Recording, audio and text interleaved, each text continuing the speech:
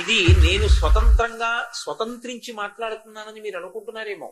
ఇవన్నీ పరమ ప్రామాణికమైనటువంటి సత్యాలు. అంతటి అద్భుతమైనటువంటి స్వామి యొక్క స్వరూపం హనుమ. హనుమ పేరు చెప్పి హనుమకి పూజ చేస్తే వెంటనే శనీశ్వరుడు కూడా తన యొక్క విశేషమైనటువంటి శక్తిని తగ్గించేస్తాడు. తగ్గించి జాతకుడికి శాంతి కలిగేటట్టుగా చేస్తాడు. ఆయన లాంటి మహానుభావుడు, ఆయన అంత తేలికగా ప్రసన్నమయ్యేవాడు మీకెక్కడా కనపడడం. హనుమ విషయంలో మీకు ఎదురుగుండా ఒక మూర్తిని కూడా పెట్టి పూజ చెయ్యక్కర్లేదు. భయం వేసిందనుకోండి, ఎప్పుడైనా ఒక చీపురు పుల్ల తీసి మీకు ఎదురుగుండా రాయి కనపడితే రాయో ఏదో ఒకటి తీసి ఇసుకలోనో నేల మీదో అది పడిందా లేదా ముద్ర కూడా సంబంధం లేదు, హనుమ అని రాసి నమస్కారం చేసి నిలబడితే చాలు, ఉపద్రవం నుంచి గట్టెక్కుతారు అని చెప్తుంది శాస్త్రం. అందుకే హనుమ అత్యద్భుతమైనటువంటి రీతిలో కనపడేటటువంటి సుందరకాండకి ఇప్పటికీ పెద్దలు ఒక మాట చెప్తారు. ఏదైనా జీవితంలో జటిలమైన సమస్య వచ్చినప్పుడు దాన్ని ఎలా పరిష్కరించుకోవాలో అర్థం కాకపోతే సుందరకాండ పుస్తకం తీసుకొచ్చి అక్కడ పెట్టి రామచంద్రమూర్తికి, సీతమ్మకి, హనుమకి నమస్కారం చేసి ఒక కొత్త చీపురు పుల్లని తెచ్చి కళ్ళు మూసుకుని సుందరకాండలోకి గుచ్చితే ఏ కాగితం దగ్గరికి చీపురు పుల్ల గుచ్చుకుంటుందో అక్కడ సుందరకాండ విప్పి చూస్తే మీ సమస్యకి పరిష్కారం రామాయణ కథాంతర్గతంగా కలుగుతుంది. ఇది నేను స్వతంత్రించి మాట్లాడుతున్నానని మీరు అనుకుంటున్నారేమో. ఇవన్నీ పరమ ప్రామాణికమైనటువంటి సత్యాలు. అంతటి అద్భుతమైనటువంటి స్వామి యొక్క స్వరూపం హనుమ. అందుకే హనుమ శంకర స్వరూపం కాబట్టే, సాక్షాత్తు శివస్వరూపం కాబట్టే అన్నిటికన్నా అద్భుతమైన రీతిలో వేద పఠనం చేస్తే ఘనరూపంగా చదువుతారు. ఘనపాఠి అంటారు. ఆ ఘనగా వేదాన్ని చదవడం అంత తేలికైన విషయం కాదు. శ్రీరుద్రాన్ని ఘనగా చదివితే శంకర అన్న నామం 13 మాటలు తిరుగుతుంది. ఈ ప్రమాణాన్ని దృష్టిలో పెట్టుకుని 13 మాటలు శంకర అన్న నామం తిరిగేటట్టుగా శ్రీరుద్రాన్ని పారాయణ చేస్తే వచ్చేటటువంటి శక్తి ఎంతటిదో, ఎంత ప్రభావం చూపిస్తుందో, ఎన్ని మంగళాలిస్తుందో, అన్ని మంగళములను ఇవ్వడానికి వీలుగా సమర్థ రామదాసు గారు మళ్ళీ హనుమ యొక్క అవతారం కాబట్టి 13 మాటలు శంకర ఘన రూపంలో వస్తుంది కాబట్టి దాన్ని త్రయోదశాక్షరి మహామంత్రంగా మార్చి శ్రీరామ జయ రామ జయ జయ రామ చేశారు. ఆ మంత్రం వెనక శివస్వరూపం యొక్క వైభవం అంతా దాగి ఉంది. శ్రీరామ జయ రామ జయ జయ రామ అనబడేటటువంటి మంత్రం వెనక ఉన్నటువంటి శివ వైభవాన్ని మార్గశీర్ష మాసంలో చతుర్దశి రాత్రి పరివ్యాప్తమై ఉంటే మాసశివరాత్రి అంటారు. రాత్రి ఉండాలి, అర్ధరాత్రికి చతుర్దశి తిథి ఉండాలి, ఉంటేనే మాసశివరాత్రి. ఏదో 8 వరకు 9 వరకు ఉంటే మాసశివరాత్రి అని రాయకూడదు. అర్ధరాత్రికి పరివ్యాప్తమైతేనే మాసశివరాత్రి అవుతుంది. ఇవాళ సూర్యోదయానికి చతుర్దశి సూర్యోదయానికి ఉండి పౌర్ణమి చంద్రబింబం ఆకాశంలో ప్రకాశిస్తోంది. నేను వస్తూ నమస్కారం చేసి వచ్చాను. అటువంటి పరమ పవిత్రమైనటువంటి సోమవారం నాటి ప్రదోష వేళలో శ్రీరామ జయ రామ జయ జయ రామ స్వామి హనుమయే శివస్వరూపం అని చెప్పుకోవడం కన్నా సంతోషదాయకమైన విషయం ఏముంటుంది? నీవు మారుతశ్చ మహౌజసః, నీ తండ్రి అయినటువంటి వాయువు ఉన్నాడే, ఆయనకి ఎటువంటి శక్తి ఉన్నదో నీకు అటువంటి శక్తి ఉన్నది. కాబట్టి ఓ హనుమ, నిన్ను నమ్ముతున్నాను. నీ వలననే ఈ వానర సామ్రాజ్యం యొక్క ప్రతిష్ట అంతా కూడా నిలబడాలి. నీకే సీతమ్మ తల్లి దర్శనమవుతుందని, నీ వలననే నేను రాముడికి ఇచ్చినటువంటి మాట నిలబెట్టుకుంటానని నేను పూర్తిగా నమ్ముతున్నాను. అంతేకాదు, నీ యందు కొన్ని విశేషమైనటువంటి లక్షణాలున్నాయి. నీకు దేశకాలానువృత్తిశ్చ నయశ్చ నయ పండిత. నీకు బలం ఒక్కటి ఉండడం గొప్ప విషయం కాదు, తేజస్సు ఉండడం గొప్ప విషయం కాదు, దేశకాలములు తెలిసి ఉండడం గొప్ప. ఎక్కడ బలాన్ని ఎంతవరకు ఉపయోగించాలి, ఎక్కడ ఎంతవరకు మాట్లాడాలి, ఎక్కడ మాట్లాడకుండా ఉండాలి, ఎక్కడ ఒకవేళ అవమానం ఎదురైనా ఆ అవమానాన్ని భరించి కూడా ప్రభుకార్యాన్ని చక్కబెట్టాలి, ఎక్కడ ఎక్కువ మాట్లాడకూడదు, ఎక్కువ అనవసరపు ఆలోచనలు తెచ్చుకోకూడదు. ఇవి నువ్వొక్కడివే చెయ్యగలవు, ఇతరులకు సాధ్యము కాదు. దేశకాలానువృత్తిశ్చ నయశ్చ నయపండిత. అటువంటి వాడివి నువ్వొక్కడివే, కాబట్టి నిన్ను నమ్ముతున్నాను. హనుమ, నువ్వు సీతామాత యొక్క దర్శనాన్ని పొందాలన్నారు. రామచంద్రమూర్తికి నిజానికి హనుమ అంతటి గొప్పవారు అన్న నిర్ణయం ఎందుకు కలిగింది అంటే, ఆయనకి ప్రభు అయినటువంటి సుగ్రీవుడు హనుమని నమ్మారు. నమ్మి, నీయందు ఈ గుణములు ఉన్నాయి కాబట్టి నువ్వు మాత్రమే సీతమ్మ దర్శనం చేస్తావంటున్నాడు. తన దగ్గర పనిచేసేటటువంటి వాళ్ళు ఇన్ని కోట్ల మంది ఉన్నా, ఇన్ని కోట్ల మంది, అది సుగ్రీవుడి యొక్క వ్యక్తిత్వానికి, సుగ్రీవుడి స్నేహధర్మానికి, ఆయన ఇచ్చిన మాట నిలబెట్టుకోవడానికి, ఆయన జీవితంలో అగ్ని పరీక్ష లాంటి సందర్భం, ఇన్ని కోట్ల మంది ఉన్నా ఆయన మాత్రం నమ్ముతున్నది ఎవరిని అంటే హనుమ ఒక్కరినే నమ్ముతున్నారు. హనుమనొక్కరిని పిలిచి సుగ్రీవుడు మాట్లాడుతున్నాడు. నిజంగా అటువంటి సమయంలో ఏ వ్యక్తికైనా సరే అతిశయం కలుగుతుంది. చూశావా, ఇన్ని కోట్ల మందిని పంపిస్తున్నాడు, కానీ ప్రభువు నమ్మింది మాత్రం నన్నే. నా గుణకీర్తనం చేశాడు, నాకు ఈ గుణములు ఉన్నాయన్నాడు, నాతో సమానుడు లేడన్నాడు. కాబట్టి వీళ్ళ మాట నేను వినేదేమిటి? ఏదో బాగుండదని యువరాజైన అంగదుణ్ణి నాయకుడిని చేశాడు, నేను వీళ్ళని లెక్క పెట్టక్కర్లేదు, నా త్రోవన నేను వెళ్ళవచ్చు, వీళ్ళు నాతో సమానంగా దూకగలరా, నాతో సమానంగా రాగలరా అని వెంటనే తిరస్కరించి తన మార్గంలో తాను వెళ్ళవచ్చు. కానీ మీరు కిష్కింధకాండ పరిశీలించండి, ఎంత మర్యాదగా మాట్లాడాలో, ఎంత మర్యాదగా ప్రవర్తించాలో అంత మర్యాదగా ప్రవర్తిస్తారు తప్ప ఎక్కడా కూడా ఎవ్వరిని అతిక్రమించరు. సుగ్రీవుడు తనని తన ప్రభువు ఇంత పొగిడిన, 2 చేతులు జోడించి ప్రభువుకి నమస్కరించి తన కార్యాన్ని సాధించగలిగినటువంటి శక్తి కలగాలని పరమేశ్వరుణ్ణి ధ్యానం చేసి వెళ్ళగలిగినటువంటి వినయం స్వామి హనుమకొక్కరికే సొత్తు. జీవితంలో అనేక సందర్భాల్లో మనం పొగడబడవచ్చు, కానీ ఆ పొగడ్త ఎలా ఉండాలి అంటే, మనం వృద్ధిలోకి రావడానికి, మనం కార్యసాధన యందు ఊంచుకోవడానికి కావలసినటువంటి ఒక ధైర్యాన్ని పుంజుకోవడం వరకు మాత్రమే దాన్ని స్వీకరించాలి. పెద్దలు భుజం తట్టి, ఏం పర్వాలేదురా నాయనా, నీ రంగంలో నువ్వు ముందుకెళ్ళు, పరమేశ్వరుడు ఉన్నాడు, మేమున్నాం అన్నారనుకోండి, మీరు దాన్ని అక్కడ వరకే స్వీకరించాలి. వారు నా వెనక ఉన్నారు, నాకేం బెంగ, నేను చేసినది తప్పు కాదు, నేను చేసినది మంచి, కాబట్టి నేను ఇలాగే ముందుకు వెడతానన్నంత వరకే పనికి రావాలి తప్ప, నా అంత మొనగాడెవరున్నాడు అంటున్నారని చెప్పి అపార్థం చేసుకుంటే ఆ అహంకారం చాలా ఉత్తరక్షణంలో పడిపోయేటట్టు చేస్తుంది.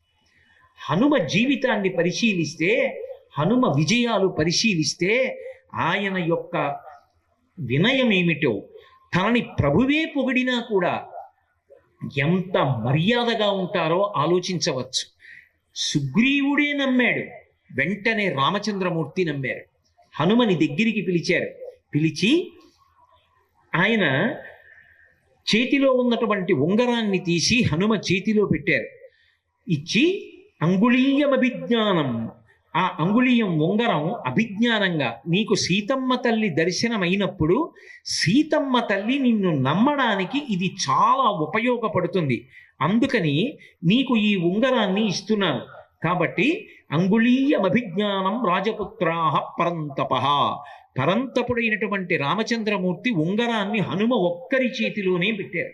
మీరు ఒక్కటి ఆలోచించండి, నన్ను సుగ్రీవుడు నమ్మాడు, నన్ను రాముడు నమ్మాడు, రాముడి ఉంగరం ఇన్ని కోట్ల మంది వానరులలో నా ఒక్కడి దగ్గరే ఉంది అంటే సీతమ్మ దర్శనం నాకొక్కడికే అవుతుంది అన్న అహంకారం హనుమ కించిత్ పొంది ఉంటే ఆ ఉంగరాన్ని చిటికిన వేలికి పెట్టుకోవచ్చు, ఆ ఉంగరాన్ని ఉత్తరీయానికి తీసి ముడేసుకోవచ్చు. కానీ మీరు కిష్కింధకాండ పరిశీలించండి, ఇది నా ప్రభువు, నా స్వామి, నా తండ్రి, నా దైవం, నా గురువు అయినటువంటి రామచంద్రమూర్తి యొక్క చేతి ఆభరణం, ఇది జగద్రక్షకత్వం చేస్తుంది, అటువంటి చేతి ఉంగరం అని దాన్ని తీసి ఆయన జుట్టు కొప్పులో ఇమర్చుకొని వెళ్ళారు. నేను తీసుకొచ్చి అన్నమాట ఎందుకు, మళ్ళీ అదో అతిశయం. మీరు నాకు తీసుకొచ్చి భగవద్గీత ఇచ్చారనుకోండి, నేను మంచినీళ్లు తాగిన ఎంగిలి గ్లాసు పక్కన అది పెట్టాననుకోండి, నేను అసలు భగవద్గీత పుస్తకం పుచ్చుకోవడానికి అయోగ్యుణ్ణి. ఎంగిలి మంచినీళ్ల గ్లాసు భగవద్గీత ఒకే చోట పెట్టిన వాడికి భగవద్గీత పుచ్చుకునేటటువంటి అధికారం ఎక్కడుంది? పవిత్రమైన వస్తువుని ముట్టుకునేటప్పుడు, పవిత్రమైన వస్తువుని ఉంచేటప్పుడు ఎంత పవిత్రమైన స్థానంలో ఉంచాలో అంత పవిత్రమైన స్థానంలో ఉంచినప్పుడే ఆ అవతల వ్యక్తిలో ఉన్నటువంటి వినయము ప్రకటనమవుతుంది. హనుమ రామచంద్రమూర్తి ఉంగరాన్ని ఎక్కడా ఉంచకుండా తన యొక్క జుట్టు ముడిలో ఉంచుకొని తలలో ధరించి వెళ్ళారు అంటే ఆయన ఎంత వినయశీలు, ఆయన ఎందు కించిత్ కూడా. ఎందుకంటే ఒకవేళ హనుమలో అతిశయం ఉన్నా వాల్మీకి మహర్షి వ్రాయలేదేమోనండి అంటారేమో. వాల్మీకి మహర్షి ఎక్కడ చిన్న విషయాన్ని కూడా దాచలేదు. మీకు నేను ఒక ఉదాహరణ చూపిస్తా. తాసాం ఏకాంత విన్యస్తే చైనాం చైనే శుభే దదర్శ రూప సంపన్నాం అపరాసకపి ప్రియం. రావణుడితో అనేక మంది పడుకుని ఉండగా మండోదరి ఒక్కతే వేరే హంసతూలికా తల్పం మీద పవిత్రంగా పడుకుని ఉంటే బహుశా ఈమె సీతమ్మ అయి ఉండవచ్చు అని సంతోషపడిపోయినటువంటి హనుమ స్ఫోటయామాస శుచుంబపుచ్చం ననంద చిక్రీడ జగౌ జగామ స్తంభానరోహాత్ నిపపాత భూమౌ నిదర్శయన్ స్వాం ప్రకృతిం కపీనాం అన్నారు మహర్షి. మండోదరి సీతమ్మ అనుకుని భుజములను ఇలా కొట్టుకుని పాట పాడి సంతోషపడిపోయి స్తంభాలెక్కి కిందకి దూకి గంతులేసి నృత్యం చేస్తే మహర్షి ఏమీ మెచ్చుకోలేదు. కోతి బుద్ధి బయట పెట్టుకున్నాడు అన్నారు. మహర్షి మండోదరి పడుకుంటే సీతమ్మని ఎలా అనుకుంటారు హనుమ? నిలదీశారు. రావణాసురుడు అక్కడ హంసతూలికా తల్పం మీద పడుకుని ఉండగా రామచంద్రమూర్తి పక్కన లేని మహాపతివ్రత అయిన సీతమ్మ హంసతూలికా తల్పం మీద అలా పడుకుంటుందా?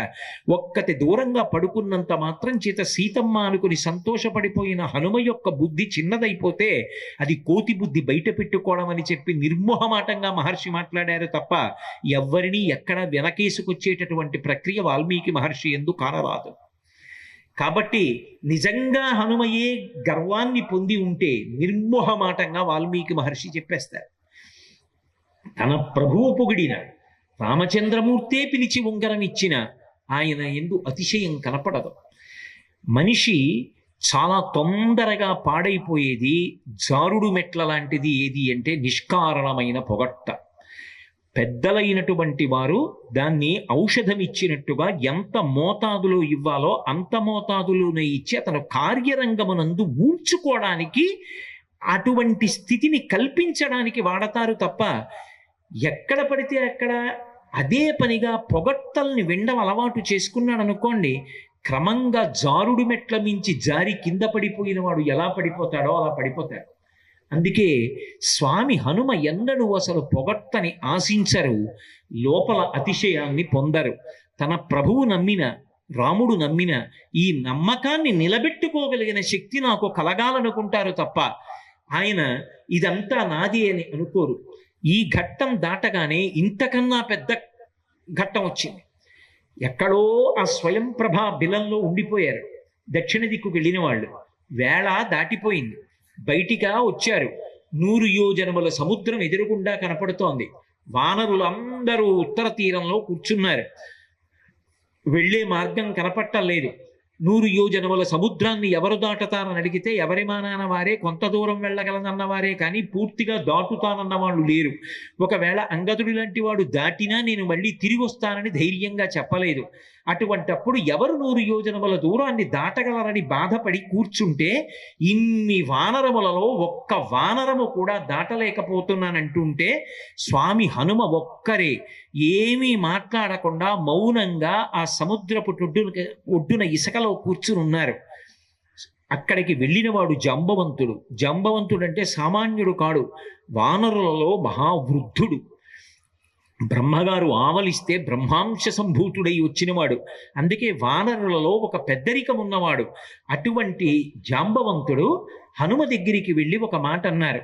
నాయనా హనుమ, నువ్వు కూడా ఇలా కూర్చుంటే ఏమనుకోవాలి?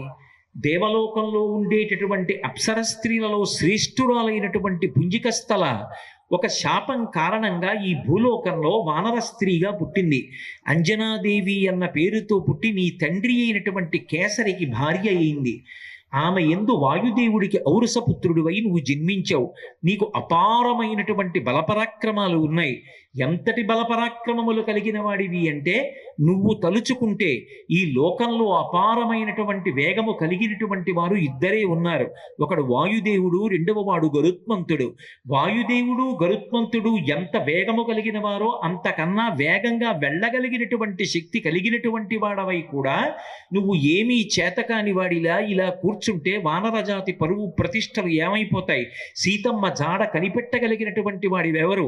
ఒకానొక నాడు నువ్వు అంజనాదేవి గర్భము నుండి భూమి మీద పడుతూనే పైన ప్రకాశిస్తున్నటువంటి అరుణారుణ వర్ణంలో ఉన్నటువంటి సూర్యబింబాన్ని చూసి తినే ఫలము అని భ్రమించి పుట్టినటువంటి పసిపిల్లవాడివి ఆకాశ మార్గంలో వెడుతుంటే బాలార్కాభిముఖో బాలో బాలార్క యమూర్తిమాన్, బాలసూర్యుడికి ఎదురుగుండా బాలసూర్యుడు వెడుతున్నాడా అన్నట్టుగా నువ్వు వెడుతున్నప్పుడు నీ యొక్క తేజస్సును చూసి రాహుకేతువులు భయపడితే రాహువు యొక్క ప్రార్థన విని ఇంద్రుడు బయలుదేరి వచ్చి వజ్రాన్ని ప్రయోగిస్తే ఆ వజ్రపు దెబ్బ చేత నీ ఎడమ దవడ సొట్టబడి పర్వత శిఖరానికి ఒరుసుకుని కింద పడిపోతే నీ తండ్రి వాయుదేవుడు ఆగ్రహించి నిన్ను చేతులలో పట్టుకుని నిలబడితే బ్రహ్మదేవుడు దేవతా సమూహములతో కలిసి ఆ గుహ దగ్గరికి వచ్చి దేవతలందరూ లోకపాలకులు నీకు అపారమైనటువంటి వరములు ఇచ్చారు.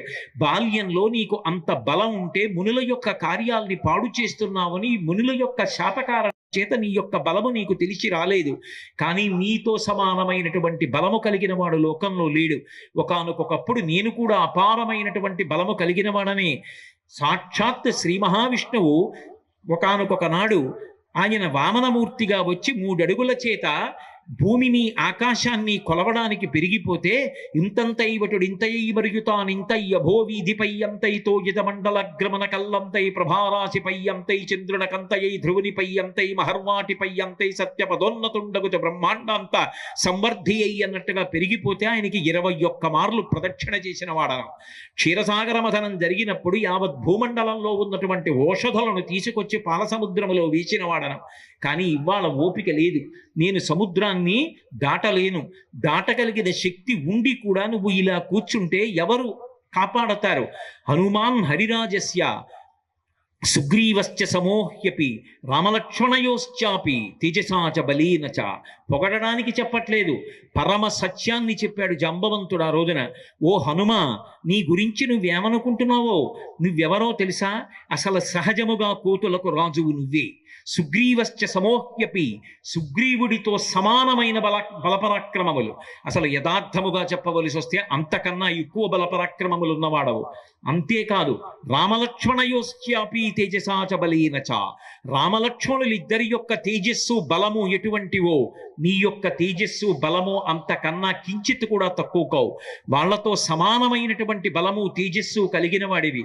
అటువంటి వాడివి చేతకాని వాడిలా కూర్చుండిపోతావా? లే, నీ యొక్క తేజస్సుని పుంజుకో. ఉత్తిష్ట హరిషార్దూలా లంఘయస్వ మహార్ణవం పరాహి సర్వభూతానాం హనుమన్యా గతిస్తవ. ఈ లోకములో ఉన్నటువంటి ఏ ప్రాణికి కూడా నీకున్నటువంటి తేజస్సు కానీ నీకున్న లంఘన శక్తి కానీ లేదు. నా మాట నమ్ము. లే, నీతో సమానంగా ఎగరగలిగినటువంటి వాళ్ళు ఈ లోకంలో లేరు. వానర కార్యాన్ని సాధించు, సుగ్రీవుడి యొక్క మాట నిలబెట్టు, వానరుల యొక్క పరువు ప్రతిష్టల్ని నిలబెట్టమంటే ఇంతమంది వానరులు అలా నిలబడిపోయి చూస్తుంటే ఇంత బలపరాక్రమములు తనకి ఉన్నాయని శాప విమోచనమై తెలుసుకున్నటువంటి హనుమ ఒక్క దూకి నా అంతటి వాణ్ణి నేనని వానరుల వంక గేలిగా నవ్వినా మనం ఎవ్వరం తప్పు పట్టడానికి వీల్లేదు. ఈ మాటలు జాంబవంతుడు చెప్తే అతిశయాన్ని పొందలేదు సరికదా. 2 చేతులు జోడించి వానర వృద్ధులందరి వంక తిరిగి పేరున నమస్కరించారని వాల్మీకి మహర్షి రచించారు. అది ఆయన వినయం. ఇంత క్లిష్ట స్థితిలో ఎవరూ సాధించలేని కార్యాన్ని నువ్వు ఒక్కడివే సాధించగలవన్నప్పుడు లేచి నిలబడి పెద్దలకు నమస్కరించారు తప్ప నా అంతటి వాడను నేనని కనుబొమలు ఎగరవెయ్యలేదు. సమకాలీన సమాజం కాదు, దేశకాలముల యందు ఎప్పుడైనా సరే ఎంత సాధించినా ఒక వ్యక్తి ఎంత వినయంగా బ్రతకాలో నాకేం తెలుసు, నేనేం సాధించాను మహాత్ములతో పోలిస్తే, హనుమతో పోలిస్తే నేను సాధించినదేపాటి, నాకున్నదేపాటి అని పోల్చుకున్న నాడు అతిశయం దగ్గరికి రాకుండా వినయంగా బ్రతకగలిగినటువంటి లక్షణం అబ్బుతుంది.